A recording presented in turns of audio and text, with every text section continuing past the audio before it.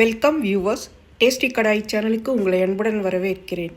இன்றைய ஸ்பெஷல் என்னென்னா சுரைக்காயில் கடையல் எப்படி பண்ணுறதுன்னு சொல்லி தந்திருக்கேன். இது இட்லி தோசைக்கு சூப்பர் காம்பினேஷன். சாம்பாரெல்லாம் தோற்று போகும், அந்த அளவுக்கு அருமையாக இருக்கும். இதை செஞ்சு நீங்கள் கொடுத்தீங்கன்னாக்கா சாப்பிட்டுட்டே இருப்பாங்க, நிறுத்தவே மாட்டாங்க, அந்த அளவுக்கு டேஸ்ட்டாக இருக்கும். வாங்க எப்படி செய்யலான்னு பார்க்கலாம். சுரைக்காய் கடையல். இதில் நான் ஒரு சின்ன சைஸ் அளவுக்கு சுரைக்காயை வெட்டி எடுத்திருக்கேன். 2 வெங்காயம் எடுத்திருக்கேன், பெரிய வெங்காயம், 4 தக்காளி, ஒரு 5-6 பல் பூண்டு எடுத்திருக்கேன், 4 பச்சை மிளகாய் எடுத்திருக்கேன். இப்போ இது எல்லாத்தையும் இந்த தோல் சீவிட்டு நறுக்கி வச்சுக்கலாம். எல்லாத்தையும் கட் பண்ணி ரெடியாக எடுத்து வச்சுக்குவோம்.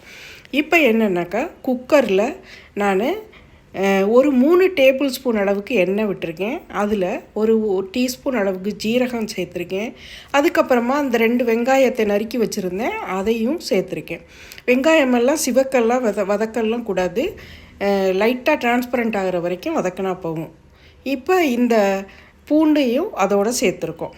சேர்த்துட்டு இப்போ இதை ஒரு 2 நிமிஷத்துக்கு நல்லா வதக்கி விட்டுருவோம். கொஞ்சம் ஃப்ளேமை மீடியமாக வச்சுட்டு வதக்குங்க. இப்போ இது கூட பச்சை மிளகாய் சேர்த்துக்கலாம். வெங்காயம் ரொம்ப வதங்கலை, லைட்டாக தான் வதங்கியிருக்கு. அப்போ பச்சை மிளகாயும் சேர்த்து ஒரு நிமிஷத்துக்கு வதக்கி விட்டாச்சு. அதுக்கப்புறமா நம்ம இந்த 4 தக்காளி எடுத்து வச்சுருந்தோம் இல்லையா, அதையே கட் பண்ணி இதோட சேர்த்தாச்சு. சேர்த்துட்டு தக்காளியும் இந்த வெங்காயத்து கூட கொஞ்சம் நேரம் வதக்கி விடணும். அதுக்காக ரொம்ப ஃபுல்லாக குக் பண்ண வேண்டாம், ஓரளவுக்கு லைட்டாக வதக்கி விடுங்க. ஒரு 2 நிமிஷத்துக்கு போதும். நம்ம இந்த தக்காளியும் வதக்கியாச்சு. இந்த சமயத்தில் நம்ம நறுக்கி வச்சுருக்கோம் இல்லையா, இந்த சுரைக்காயை இதில் சேருங்க. தோல் சீவிட்டு நான் நல்ல பிஞ்சு காய், அதனால் விதையெல்லாம் இல்லை, அதனால் கட் பண்ணி போட்டிருக்கேன். இந்த மாதிரி ஸ்கொயர் வடிவில் கட் பண்ணி போட்டுக்குங்க. ரொம்ப பொடியெல்லாம் கட் பண்ண வேண்டிய அவசியம் இல்லை, நம்ம குக்கரில் வேக வைக்க போகிறோம்.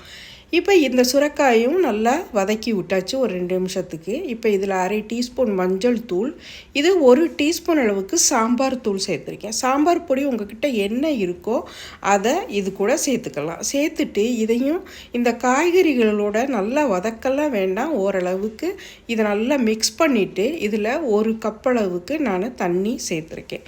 சேர்த்துட்டு இது எல்லாத்தையும் நல்லா கலந்து விட்டுருவோம். பாருங்கள், ரொம்பலாம் தண்ணி விடக்கூடாது, ஏன்னா அந்த சுரைக்காய் வேகும்போது அதில் தண்ணி வரும். இந்த அளவுக்கு தான் நான் விட்டுருக்கேன்.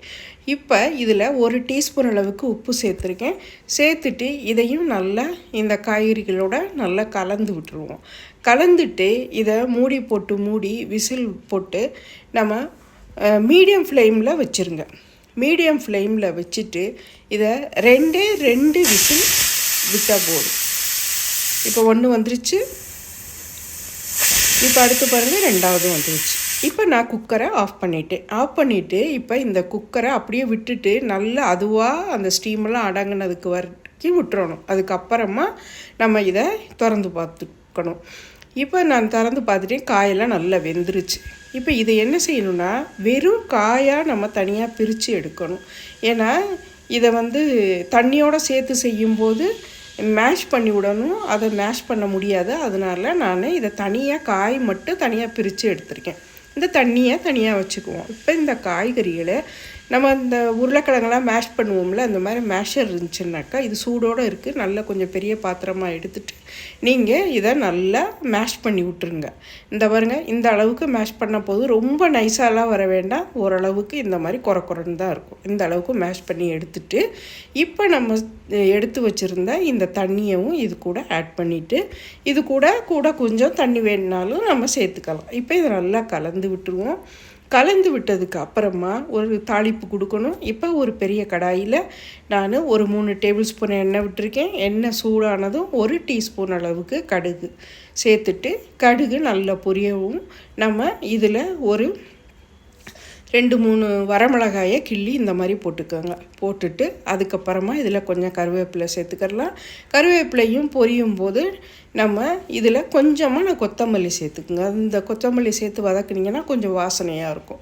நல்லா வதக்கிட்டு இப்போ இது கூட நம்ம கலந்து வச்சுருந்த இந்த மேஷ் பண்ணி வச்சுருந்தோம் இல்லையா, அந்த சுரைக்காய் கரைசலை இதில் சேர்த்துருங்க. சேர்த்துட்டு நல்லா கலந்து விட்டுக்குங்க.